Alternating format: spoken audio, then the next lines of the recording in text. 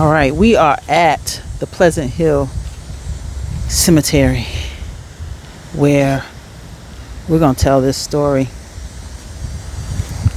We're going to tell this story, y'all. It's a gentleman that is keeping the grounds. God bless. In the name of Jesus, God bless. I want to be careful where I'm walking. There's a headstone right there that says 1908, y'all. Let me let you see what I'm seeing. Ralph Cook, 1/21/1908. Died in 1989, 4/7/1989. God bless.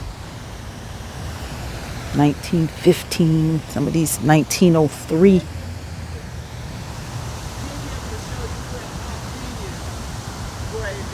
Okay, what's the name again? Yes, ma'am. Parthenia. They have a in the name of Jesus. Y'all. This is heavy on me. 1894. She lived into 1986. God bless. Whew. 1924. 1948. All right, we're going to tell the story. We're going to tell the story. We're going to meet Mr. Charles Grogan. And what I think I'm seeing, and I'm sure he'll explain to me what I'm seeing, Sarah Grogan, 1900. Mr. Willie Grogan, Senior, 1900. Samuel Grogan, 1910. There's looks like probably an original headstone here. Sam Grogan. It's a lot of unmarked. You can see the stones, the small headstones.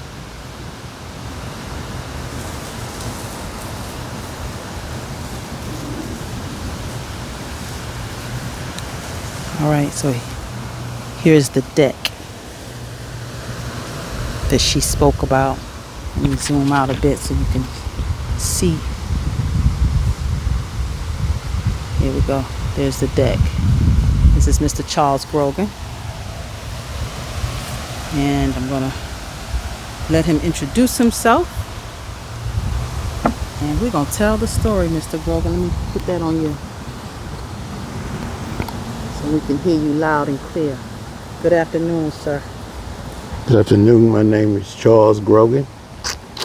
Born in Atlanta, raised in Roswell. This is my grandparents right over there. Aaron John Grogan and Cara Lily Grogan. Their kids, Willie Grogan, the oldest, Sarah, the second oldest, Sam, like the sixth child. Aaron had 18. Well, I take it back. Cara Lily had 18 kids. 15 of them lived the majority. Her mother, Parthenia Cook, is buried just to the right of Aaron Grogan over there. And Parthenia was the lady that owned property on Oxbow Road in 1892. She has two daughters in there, also buried there. What's interesting about that little plot, there's Parthenia, her daughter, her daughter's daughter, and her daughter. All four graves right there together. And Parthenia was born in 1850. Died in 1924.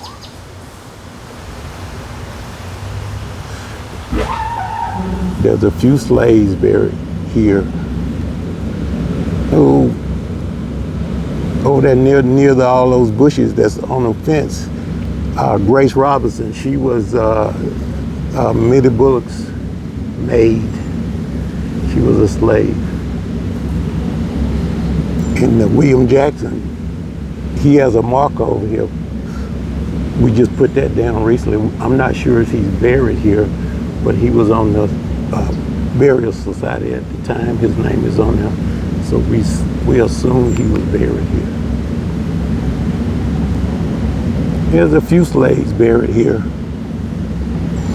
but they may have been buried before there was any documentation.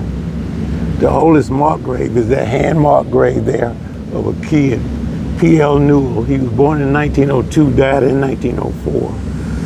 And it's probably his mother next to him. Let's get a closer look. Walk up on him. Like I said, that's the oldest marked grave. There may be some graves. Some people buried here earlier.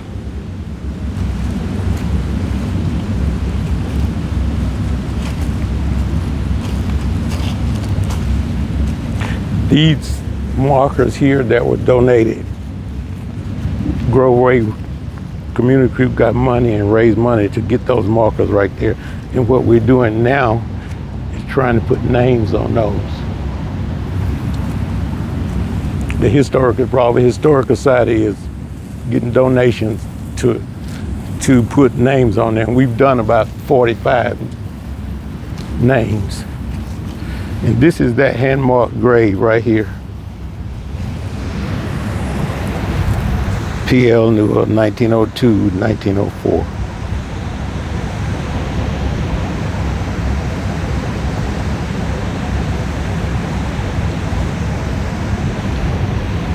And this is the Newell family right here.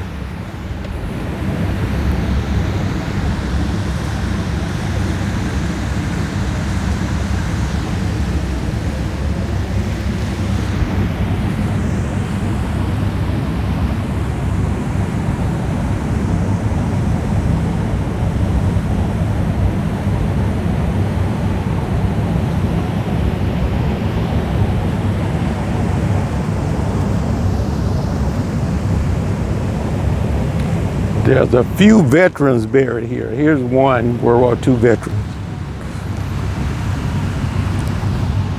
On Memorial Day, we put flags for each one of them, and then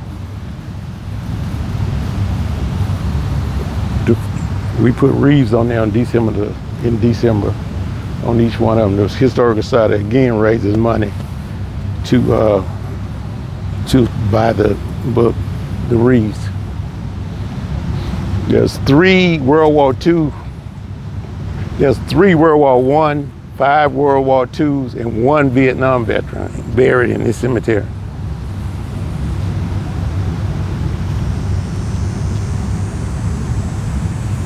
Now, one of the most important people to me in this cemetery is Sam Delaney. He raised me. And I can recall coming up here with him when I was about 8, 9 years old, because his mother and father are buried here.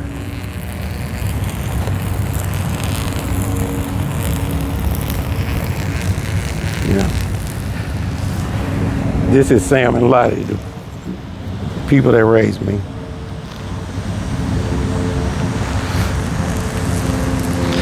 Now Lottie chose not to be buried here. He said nobody would take care of this cemetery.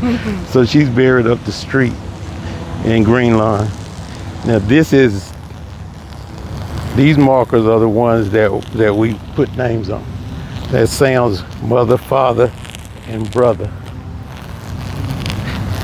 This is another brother. He was killed in World War II.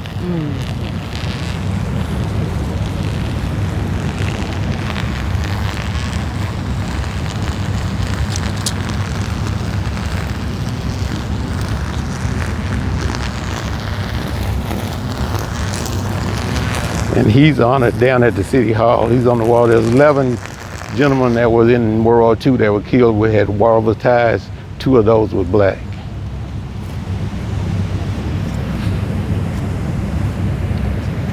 Yeah, this is one of the Boy Scouts came out for a project and he built this. We've had 3 Boy Scout groups to do things. The one that did the deck was black, Group 206 in Roswell.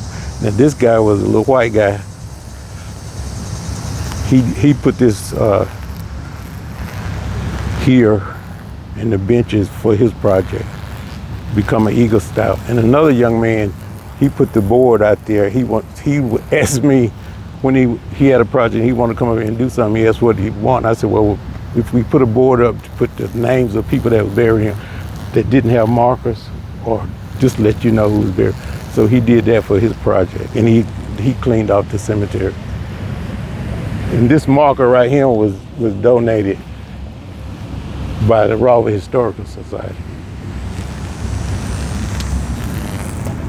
Read it to us. Excuse me? Read it to us. It says Pleasant Hill Baptist Church traces roots to an early as 1836 in Lebanon Baptist Church, which was down the street. Sometime after 1847, the black congregation of that church organized the Pleasant Hill Baptist Church on a site near the cemetery, which was right over here. The church was built no longer stands. While burials took place in this cemetery as early as 1855, the earliest marked grave is 1904. The congregation moved to Roswell in the early 1900s. The new edifice was completed in 1963 on Pleasant Hill Street. Okay. Now this marker, the school, the black school, was opened in 1950. It was open as Alpharetta Color School. But the kids that graduated in 1954, the first graduate, didn't want to graduate from Alpharetta Color School. So they petitioned the Board of Education to change the name. And they changed the name to Bailey Johnson School. George Hart Bailey lived in Alpharetta. He owned the land where the school was built. Warren Johnson was a proponent to black education that lived in Roswell. So they took the two gentlemen and named the school Bailey Johnson. And they graduated in 1954 at Bailey Johnson High School instead of Alpharetta Color School. Okay. So,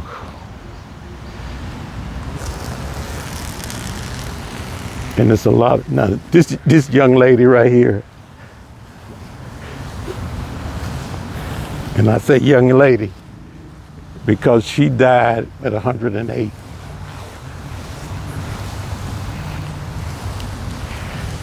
She was on television and everything.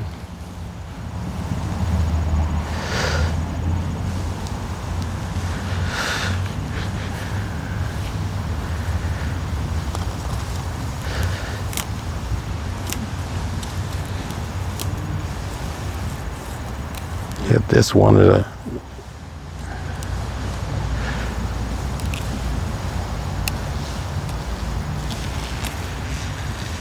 And the historical site, Roswell Historic got money, and they paid a guy to do this, and he donated the stone, but he engraved it at a price, at a cheaper price.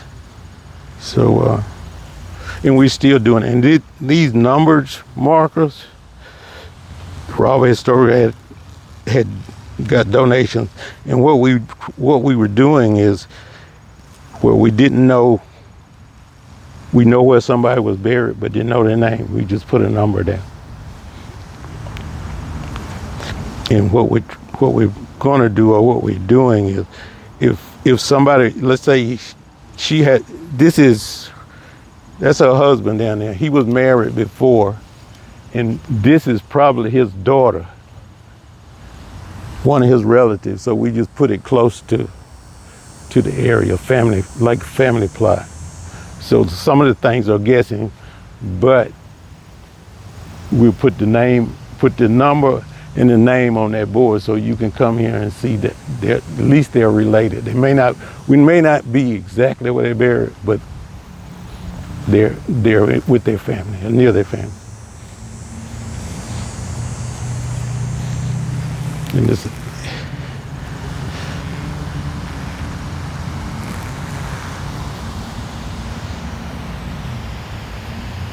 And that Grace Robinson one I was talking about, that's her. Her and her family was up here. As I was saying, she was merely bullets made from a bullet hall down in Roswell, one of the plantation owners, Gracie. Say that again. She's with the plantation owner. Say that part again. She was one of the founding fathers' maid, or family maid. She was born in 1915, so she really wasn't. No, she died in 1915. That's her death and her father. Now Parthenia, that's one of Parthenia's sons right there, Frank. And his wife. And his son over there.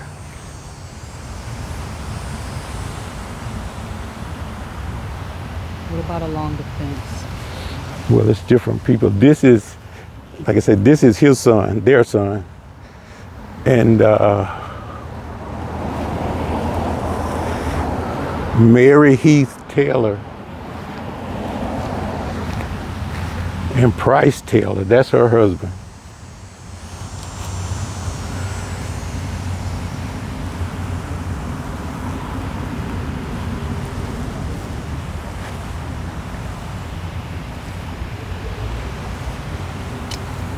This was put here and didn't have a name, so we don't know who it belongs to, what it is, but it's, it's there. And another one of the markers that has no name, somebody should be buried there. Daisy Heath, that's her sister over there.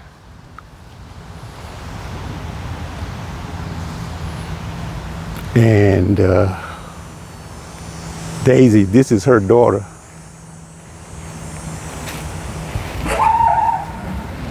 Bertha May Heath Ramsey. That's Price Taylor Jr., which is the son of them. And this is the guy that was killed that was in in Vietnam. Bertha's son.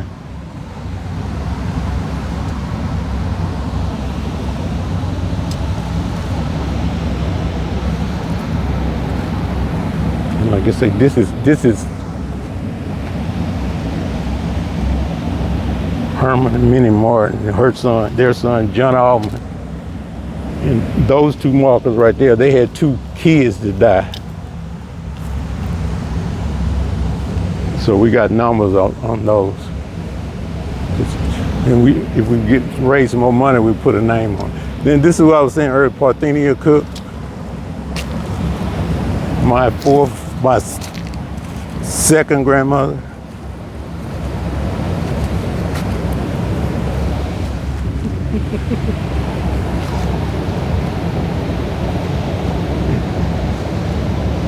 In memory of our beloved mother, Parthenia Cook died December 8, 1924, age 74, gone to rest. And she's the one that owned property on Oxbow in 1892. That's her daughter. That's her daughter. Jessie Champion had a daughter named Elizabeth. Elizabeth had Jessie Juanita. So that's 4 generations right here.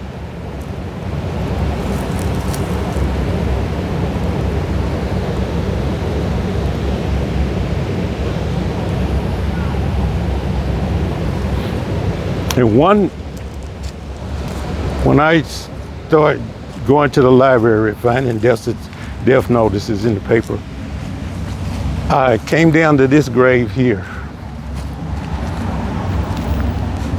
It kind of fascinated me because a couple of things. It's broken. It has a death date. And it has Mrs. Fanny.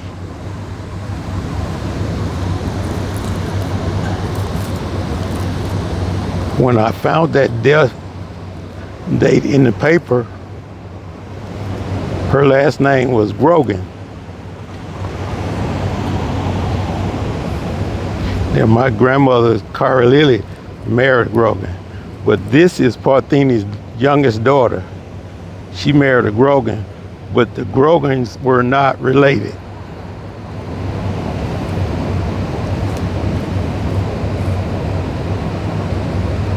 So I keep saying I'm gonna dig down and see can I find the other end, but I do know that's Fanny. Her name's Fanny Cook Grogan. So that's just one of those things where investigating, searching, and you found some more information on somebody that's buried. And I've had lots of fun trying to find these people. And it's like 217 people we know that are buried here. And we are still looking.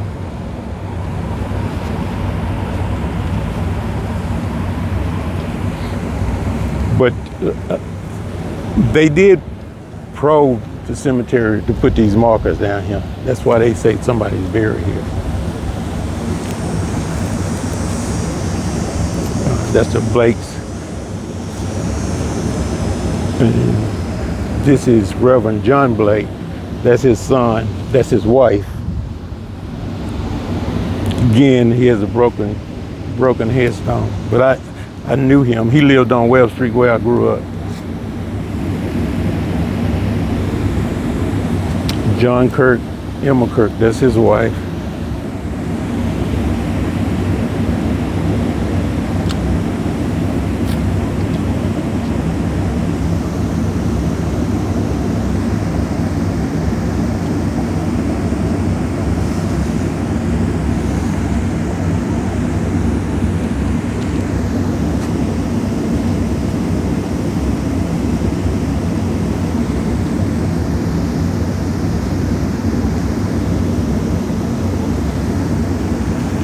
That's an unmarked one.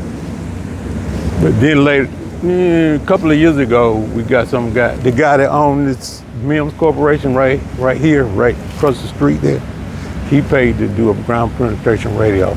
So we did the cemetery and to see where there was graves. And we found some where there's no mark or anything. It's still graves. So we're doing a lot of guessing.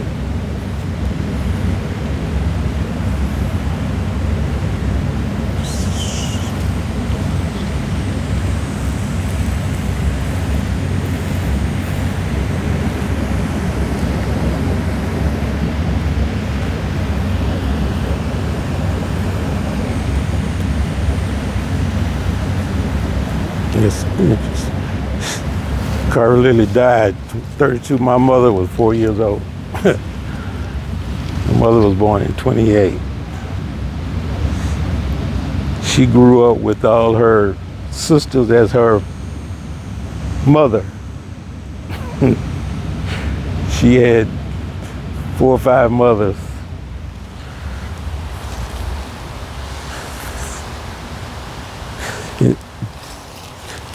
Aaron Grogan, my grandfather, he owned property down on Grogan. He sold the property so they can build a school. I think the school was built in 1936 or somewhere.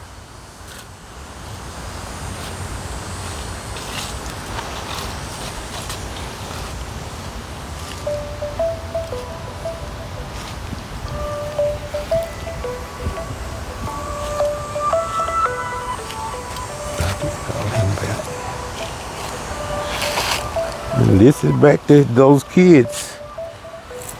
Like I said, she had 18 kids. My grandfather was married 3 times. He had 20 kids. Only 17 of them lived the majority. She had 15 that lived majority. She was the middle wife. He married, had a kid, his wife died. Then she died in 32. He later married and had another son in 36. So he had 3 wives, 20 births.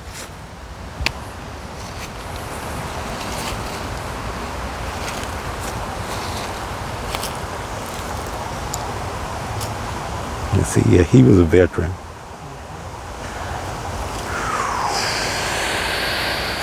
That's the oldest son.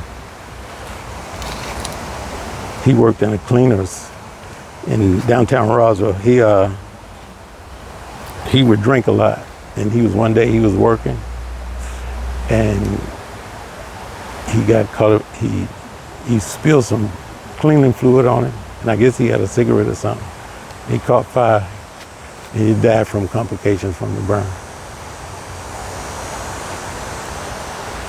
And Sarah, she had female problems, and she died, shortly after he did. In 1944, both of them died in 44. But those were the two oldest.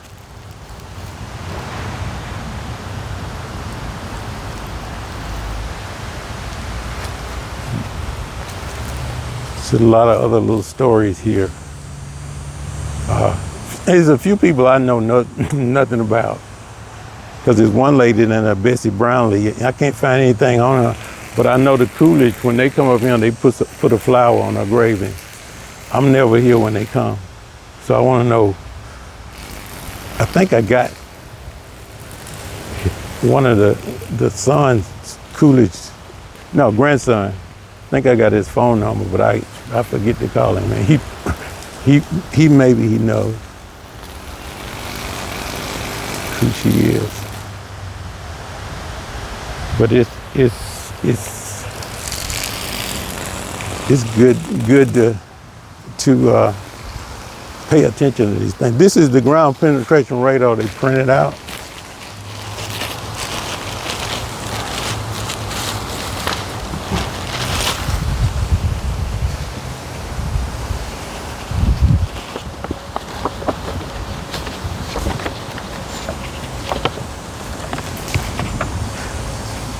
You see all the X's on here.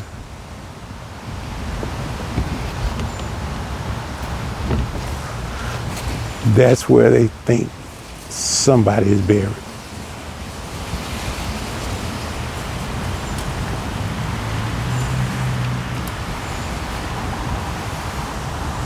So it's quite a few.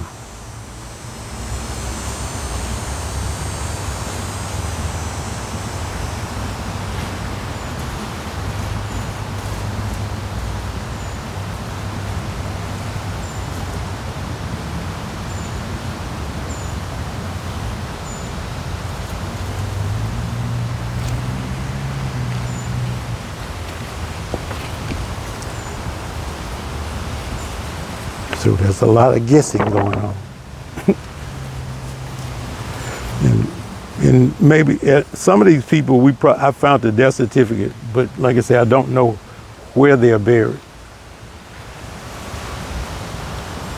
It's just a guess, but I like to put a name, so at least there is a name to somebody buried here.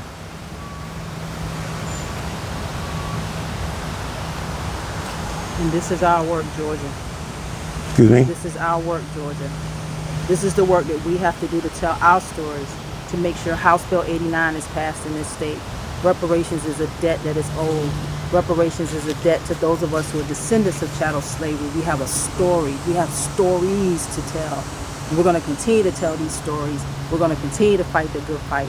We're going to demand that Georgia and these United States repair the harm, the damage that's been done to us generation after generation after generation. These people, these are our ancestors. And these stories will continue to be told. Thank you, Mr. Grogan, for your time today. Thank you for your passion. Thank you for the spirit of our ancestors that lives inside of you, that won't let you sleep. God has you here for such a time as this, sir. So we appreciate you. And we're going to stay in the fight with you. And y'all stay tuned. Because this is, again, these are stories that have to be told.